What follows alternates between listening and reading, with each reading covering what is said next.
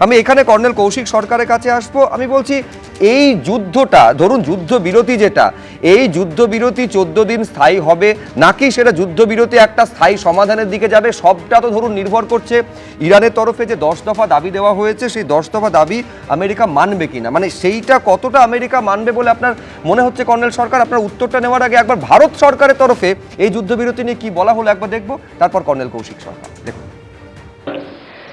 घरेलू एलपीजी की supply normal है, सभी डिस्ट्रीब्यूटर्स के पास पर्याप्त स्टॉक अवेलेबल है, कहीं कोई ड्राई आउट रिपोर्टेड नहीं है, लगभग 95% बुकिंग ऑनलाइन हो रही है और लगभग 91% रिफिल की डिलीवरी डीएसी कोड के साथ हो रही है।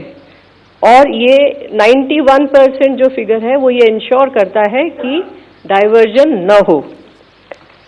कमर्शियल एलपीजी के संबंध में मैं आपको बताना चाहूंगी कि 12 मार्च से पहले कमर्शियल एलपीजी की सप्लाई को बंद किया गया था, लेकिन 12 मार्च को 20% सप्लाई को स्टार्ट किया गया और इसमें हॉस्पिटल और एजुकेशनल इंस्टीट्यूशंस को प्रायोरिटाइज किया गया। কর্নেল সরকার কি মনে হচ্ছে? দেখুন, প্রথম কথা বলছি যে এই যে 10টা পয়েন্টের ডিমান্ড ইরান রেখেছে আমেরিকার কাছে, it is something like an employee taking the employer for a ransom. এগুলো কিন্তু অ্যাকসেপ্টেবল নয়, অনেক জিনিসে অ্যাকসেপ্টেবল নয়। আমি মানছি ইরান দারুণ লড়াই করেছে এবং লড়াই চালিয়ে যেত এখনও, যদি এই যুদ্ধবিরতিটা না করা হতো। কিন্তু কোথাও একটা মনে হচ্ছে একটা হাস একটা কোনো ব্যাপার চলছে, যেটা দেবাশিসও বলছিল, যেটা আপনারা লক্ষ্য করবেন যে ট্রাম্প আজকে কিছু বলছে, কালকে একটা কিছু অন্য কিছু করছে, সেটা কখনোই মানে রিলাই করা যায় না, নাম্বার 1। নাম্বার 2 হচ্ছে কোথাও একটা টাইম পারচেজের ব্যাপার চলে আসছে, কিন্তু টাইম পারচেজ যেটা উভয় পক্ষ হয়তো করছে বা আমেরিকা একটা বড়োভাবে টাইম পারচেজ করছে, যেখানে সে নিজেকে আরও ভালোভাবে রিঅ্যাডজাস্ট করে তারপরে সে হয়তো একটা বড়োভাবে নামতে পারে। এবং এই জিনিসগুলো মাথায় রেখে আমাদেরকে বুঝতে হবে যে যুদ্ধবিরতিটা কতটা মানে 14 দিন টানবে কি টানবে না, সেটা কিন্তু কোয়েশ্চেনেবল। কারণ যেটা আমরা একটু আগেই ডিসকাশনে দেখছিলাম যে ইসরায়েলের কিন্তু মানছে না, হেজবোল্লাহকে তারা অ্যাটাক করবেই। এখানে ইরানের ভিতরে আইআরজিসি কতটা মানে এই যুদ্ধবিরতিটাকে নিতে পারছে, সেটার উপরেও কিন্তু একটা বড় প্রশ্ন উঠছে। কারণ ইসলামিক রেভলিউশনারি গার্ডের কিন্তু পুরো ক্ষমতাটা কিন্তু এখন তাদের কাছে। 31টা যে প্রভিন্স আছে ইরানের, তার মধ্যে কিন্তু এগুলো ডিস্ট্রিবিউট হয়ে গেছে এবং লোকাল কমান্ডারদের হাতে অনেক কিছু চলে গেছে, এবং তারা কতটা মানবে দ্যাট ইজ কোয়েশ্চেনেবল। কিন্তু for the betterment of the world, betterment of our country, আমাদেরকে কিন্তু এই যুদ্ধবিরতিটা যদি আমরা চালিয়ে যেতে পারি, it will be beneficial for us. কেন? In the long run will be the sufferer, you and me will be the sufferer, nobody else. বাকি আমেরিকা আমেরিকার জায়গায় থাকবে, ইরান ইরানের জায়গায় থাকবে, ইসরায়েল ইসরায়েলের জায়গায় থাকবে। এরা কিন্তু আমি বলছি হরমুজ নিয়ে যেভাবে একটা চাপ তৈরি হচ্ছিল, মানে আমেরিকার ওপর এই চাপটা কার্যত ইরান তৈরি করছিল, সেই জায়গা থেকে কার্যত কি এর প্রভাব তো শুধু আমাদের দেশ নয়, গোটা বিশ্বে তার প্রভাবটা পড়ছিল। কার্যত কি একটু আমি বলছি ডোনাল্ড ট্রাম্প সিজফায়ারের দিকে যেতে কার্যত কি একটু বাধ্য হলেন বলে মনে হচ্ছে? কোথাও তো একটা মানে প্রেশার ওনার উপরে এসছে এই জিনিসটা নিয়ে, যে সুয়েজ এই আপনার এই পার্সিয়ান থেকে এই হরমুজটা যেটা আটকে দিয়েছে ইরান, সেই জায়গাটা থেকে কিন্তু মানে USA was not very comfortable. কারণ তাকে চ্যালেঞ্জ করা হচ্ছে এবং সে বুঝে গেছিল যে গ্রাউন্ডে অফেন্সিভ যদি সে করতে যায়, it is going to B another disaster. তো এই জিনিসটা থেকে কোনো একটা জিনিসে সে তার টাইমটা পারচেস করে নিল, পারচেস করে হয়তো এরপরে আবার ইরানের উপরে হামলা করতে পারে এবং আরও গুছিয়ে নিয়ে হামলার কথা বলছেন। আমি একেবারে এর মধ্যে একাধিক জায়গায় হামলার ঘটনা ঘটেও গিয়েছে।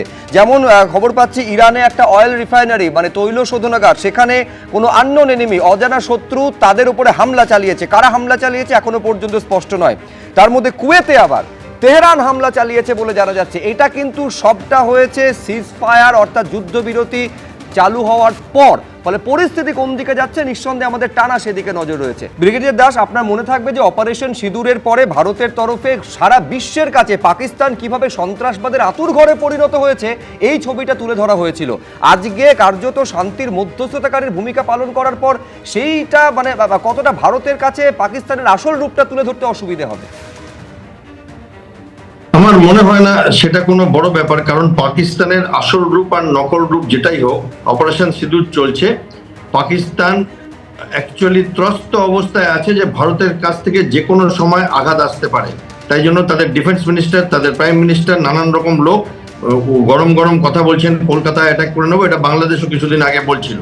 এবার আমার মনে হয় না ভারতের কিছু করবার দরকার আছে। ডোনাল্ড ট্রাম্প তো পার্মানেন্ট থাকবেন না, তার কিছু পয়সা করে হিসাব আছে পাকিস্তানের আর্মি চিফের সাথে, তারা সেই হিসাবগুলো করছেন। এবং ডোনাল্ড ট্রাম্প পয়সাটা ভালো বোঝেন, আপনারা সবাই জানেন। এবং এই মুহূর্তে গালফ কান্ট্রিজে ফ্লোরিডার একটি কোম্পানি অ্যান্টি ড্রোন টেকনোলজি বিক্রি করছে। সেই কোম্পানির সবার বড় পোস্টে বসে আছে ডোনাল্ড ট্রাম্পের দুই ছেলে, এরিক আর জুনিয়র ডোনাল্ড ট্রাম্প। এরা গিয়ে অ্যান্টি ড্রোন টেকনোলজি তাকে বিক্রি করছে যার মাথায় ড্রোন পড়ছে, এই জন্য যে তাদের বাবা ইরানের মাথায় বোম ফেলেছে। তো দেখুন, ওনারা পয়সা বোঝেন, তো সেটা উনি পাকিস্তানের সাথে একটা অ্যারেঞ্জমেন্ট করছে। ভারতের এইগুলো নিয়ে এত চিন্তা করবার দরকার নেই, প্রস্তুত আছে। না দেখুন, আমরা বলেছিলাম কূটনীতি আলোচনার মাধ্যম দিয়েই যুদ্ধের সমাধান। আমরা যে বক্তব্য রেখেছিলাম আজকে যুদ্ধবিরতির মাধ্যম দিয়ে ইরান এবং আমেরিকা বুঝিয়ে দিল যে হ্যাঁ, আলাপ আলোচনাই দরকার। যেটা 10 দফা দাবি দিয়েছে সেটা নিয়ে আলাপ আলোচনা হবে। আমরা সেখানেই খুশি। আমরা মধ্যস্থতা করতে চাইনি, আমরা যুদ্ধ মেটাতে চেয়েছিলাম। যুদ্ধ নয় বুদ্ধ, এটাই ভারতের বক্তব্য, সেখানেই আমরা রয়েছি। কর্নেল সরকার, দেখুন, পাকিস্তান একটা এলিভেশনে গেছে এবং তার আড়ালে হয়তো টেরোরিজমটা এমনভাবে আরও চালাবে সেটা আমার মনে হয়। কিন্তু ইন্ডিয়ার জন্য এটা খুব অ্যালার্মিং সিচুয়েশন। ইন্ডিয়াকে কিন্তু একটু সচেতন থাকতে হবে, কারণ পাকিস্তান যখন যেরকম করে আর কি, ও যা খুশি করতে পারে, কিন্তু we have to be cautious from our standpoint of view.